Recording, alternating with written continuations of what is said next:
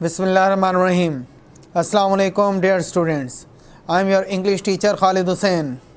आज 31 दिसंबर 2020 इंग्लिश के लेक्चर में क्लास न्यू 9th के लिए हम लेसन नंबर 5 डैफोडिल्स की एक्सरसाइज को सॉल्व करेंगे। इस एक्सरसाइज में आज हम पेज नंबर 54, 55 और 56 पर मौजूद क्वेश्चंस को सॉल्व करेंगे। उम्मीद करता हूं कि आप इन क्वेश्चंस को बगौर सुनेंगे और समझने की कोशिश करेंगे, और कोई मसला पेश आने की सूरत में या समझ ना आने की सूरत में मुझसे रब्ता ज़रूर करेंगे। तो चलिए आगाज़ करते हैं। Lesson number 5 daffodils. आज हम इस लेसन की एक्सरसाइज को सॉल्व करेंगे। तो आप अपनी बुक का पेज नंबर 54 खोल लीजिए। इस पेज पर मौजूद फिगर्स ऑफ स्पीच के बारे में आज हम पढ़ेंगे। तो सबसे पहले हम सिमिली क्या है इसके बारे में पढ़ते हैं। A simile is a figure of speech in which like or as is used to make a comparison between two ideas that are basically dissimilar. यानी सिमिली एक ऐसी गुफ्तगू है या ऐसी बात है जिसमें दो ख्यालात और नज़रियात के दरमियान मवाजना करने के लिए लाइक या एज को इस्तेमाल किया जाता है। For example, her eyes twinkled like stars. उसकी आंखें सितारों की तरह चमकती हैं। अगर हम उर्दू में बात करें तो इसमें जैसे या की तरह के लफ्ज़ इस्तेमाल किए जाएंगे। इसके बाद she was as busy as a bee. वो मक्खी की तरह मसरूफ़ है, वो शहद की मक्खी की तरह मसरूफ़ है। तो इसके बाद हम बात करते हैं मेटाफर की।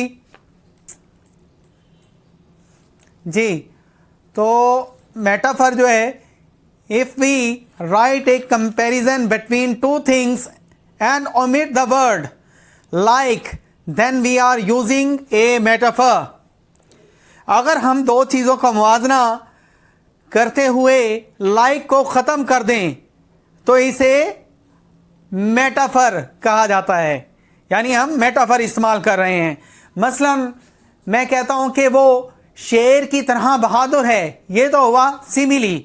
अगर मैं यूं कहूं कि वो शेर है या अली शेर है तो ये हुआ मेटाफर।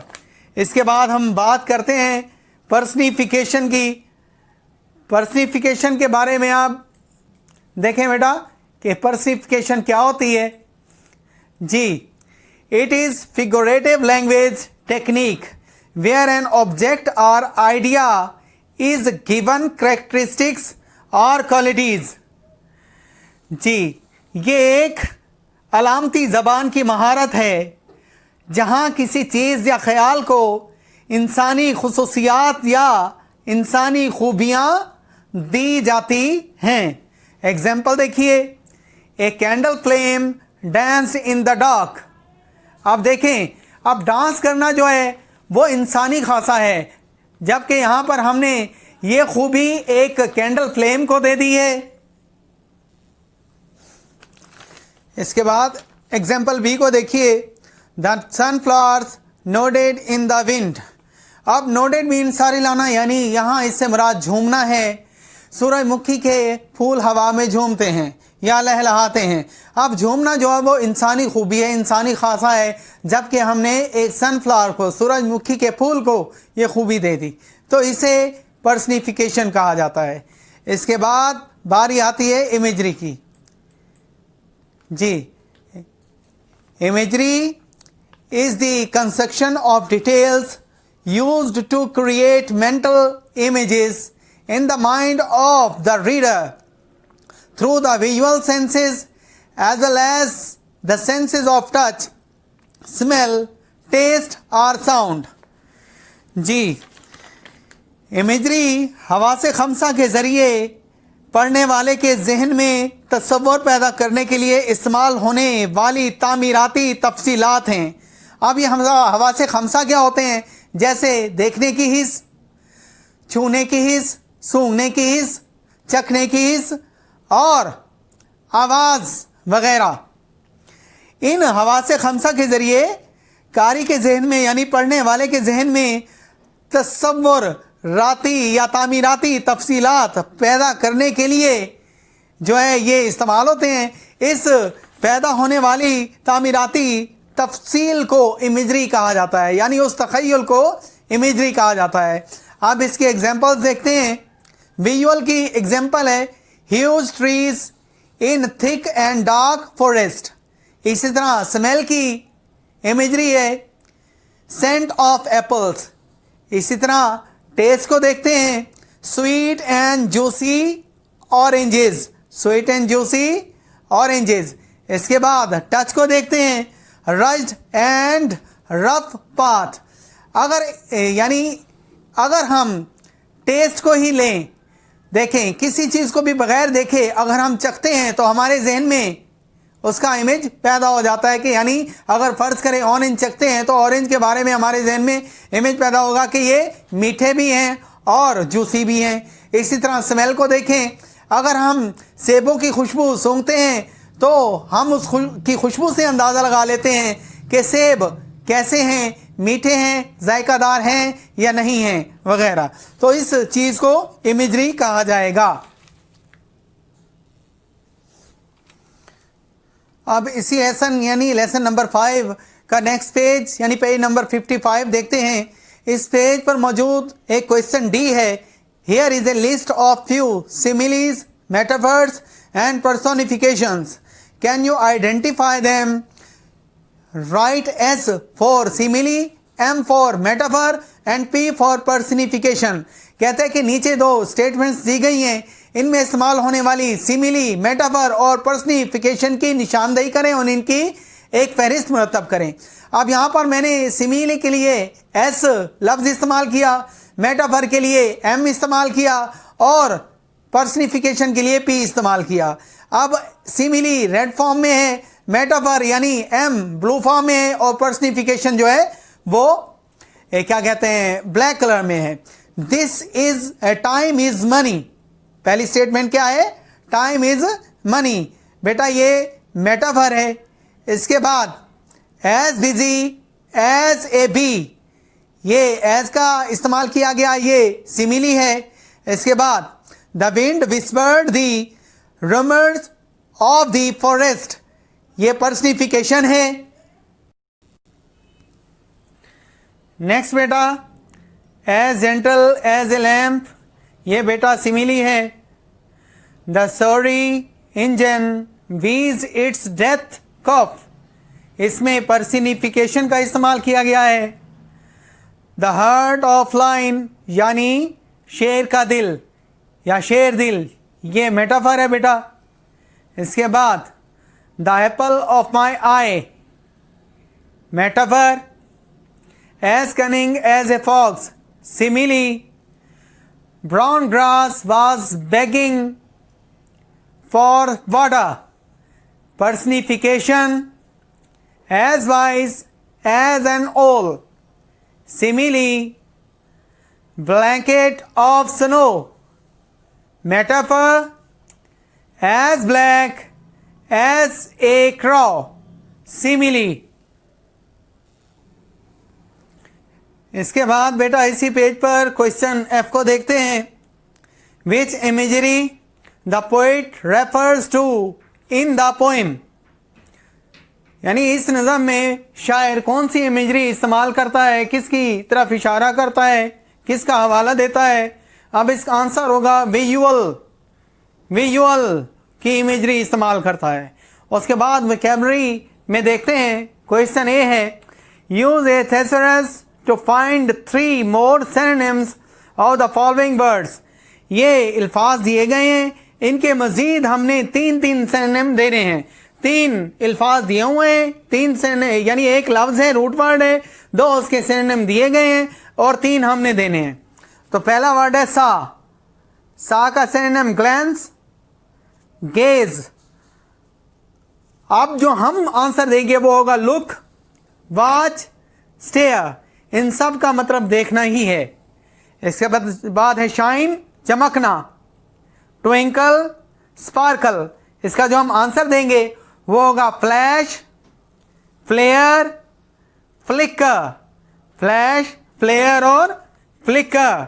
आप इन अल्फाज को अपनी बुक में फिल कर लीजिए बेटा।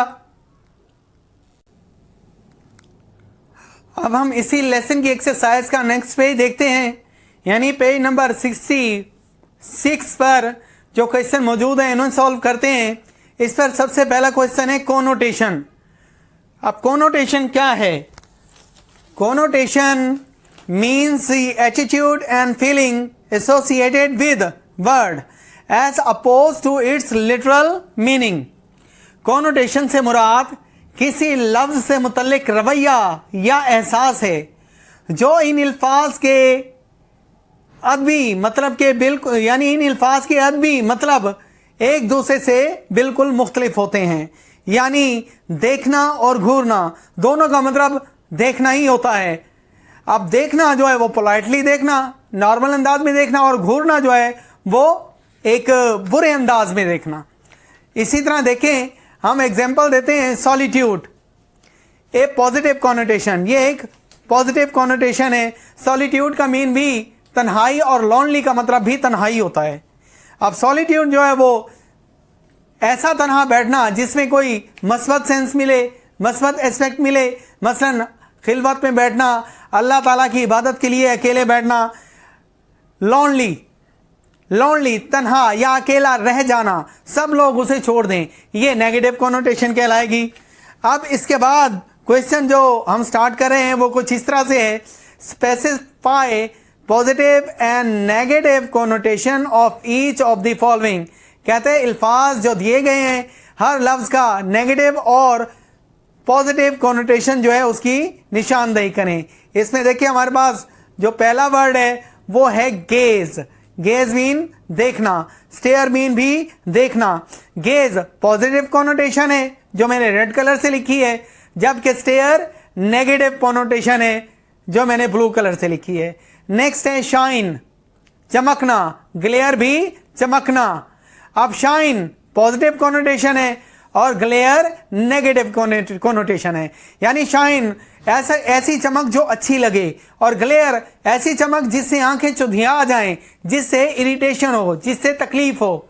इसके बाद हॉर्ड, ज़ख़ीरा करना, जमा करना, और कलेक्ट भी जमा करना। अब हॉर्ड नेगेटिव कॉनोटेशन है जबकि कलेक्ट पॉजिटिव कॉनोटेशन है, क्योंकि हॉर्ड का मतलब ज़ख़ीरा अंदोज़ी करना जो कि एक गलत काम है, नेगेटिव सेंस में जाएगा, और कलेक्ट का मतलब जमा करना। इसके बाद बेटा हम क्वेश्चन सी को देखते हैं। क्वेश्चन सी में है बेटा कि वो कहता है इन्हीं अल्फाज को आप जुमलों में इस्तेमाल करें, यानी इनके sentences use the words given in activity be in sentences of your own. कहता है एक्टिविटी बी में जो अल्फाज दिए गए हैं, जो वर्ड दिए गए हैं, इन्हें सेंटेंसेस में यूज कीजिए। पहला वर्ड गेज था, I gazed at the beautiful scene, मैंने खूबसूरत मंजर को गौर से देखा। Stare, a wicked boy stared at the girl, एक बदमाश लड़के ने लड़की को घूरा। शाइन, चमकना, द स्टार्स आर शाइनिंग, सितारे चमक रहे हैं। ग्लेयर, चमकना, the glaring light of the sun is unbearable, सूरज की चमकदार रोशनी नाकाबिले बर्दाश्त है। नेक्स्ट है बेटा नंबर 3 पर हॉर्ड, ज़ख़ीरा अंदोज़ी करना। ही वॉज हॉर्डिंग शुगर, वो चीनी की ज़ख़ीरा अंदोज़ी कर रहा था। कलेक्ट, जमा करना या ज़ख़ीरा करना। आई हैव कलेक्टेड 15 रुपीज़, मैंने 15 रुपये जमा किए हैं। इसके बाद बेटा हम ग्रामर के पोर्शन को देखते हैं। ग्रामर के पोर्शन में कलेक्टिव नाउन के बारे में आज हम पढ़ते हैं। A singular noun such as committee और टीम, एक वाहिद नाउन जैसा कि कमेटी या team. That refers to a group of people, animals और थिंग्स, जो लोगों, जानवरों या चीज़ों के ग्रोह की तरफ इशारा करे, की निशानदेही करे, इज कॉल्ड कलेक्टिव नाउन, उसे कलेक्टिव नाउन कहते हैं। यानी कोई ऐसा सिंगुलर नाउन जिसमें बहुत सारे लोग, जो बहुत सारे लोगों, जानवरों या चीज़ों की को रेफर करे, की तरफ इशारा करे, वो कलेक्टिव नाउन कहलाता है। या यूं भी कह लें कि मुख्तलिफ नाउन से मिलकर जब एक ऐसा नाउन बनाया जाए जो सिंगल यूनिट का तस्वर दे वो कलेक्टिव नाउन कहलाएगा। मसलन क्लास, क्लास जो है वो बहुत सारे स्टूडेंट्स से मिलकर बनती है, लेकिन जब क्लास को इस्तेमाल किया जाएगा तो एज ए सिंगल यूनिट यानी वाहिद के तौर पर इस्तेमाल किया जाएगा। इसी तरह टीम और कमेटी। अब इसकी एग्जाम्पल देते हैं।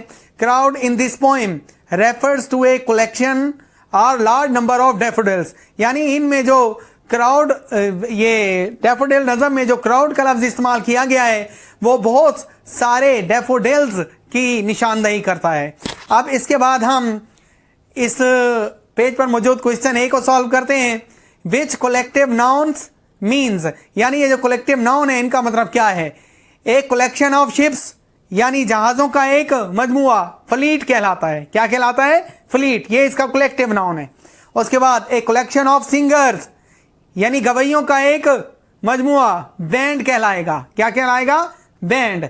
इसी तरह एक कलेक्शन ऑफ कैटल हर्ड कहलाएगा। एक कलेक्शन ऑफ सोल्जर्स फोर्स या आर्मी कहलाएगी। जी अजीज़ तलबा, तो ये था हमारा आज का लेक्चर। उम्मीद करता हूँ कि आपने इसे बखूबी समझा होगा और अच्छी तरह ज़हन नशीन भी कर लिया होगा। इसके बावजूद अगर आपके जहन में किसी किस्म का कोई सवाल हो या कोई मसला दरपेश हो तो आप मेरे नंबर पर मुझसे रब्ता कर सकते हैं। इंशाअल्लाह मैं आपको सेटिस्फाई करूँगा और आपको अप्रिशिएट भी करूँगा। अपना ख्याल रखिएगा। Thank you.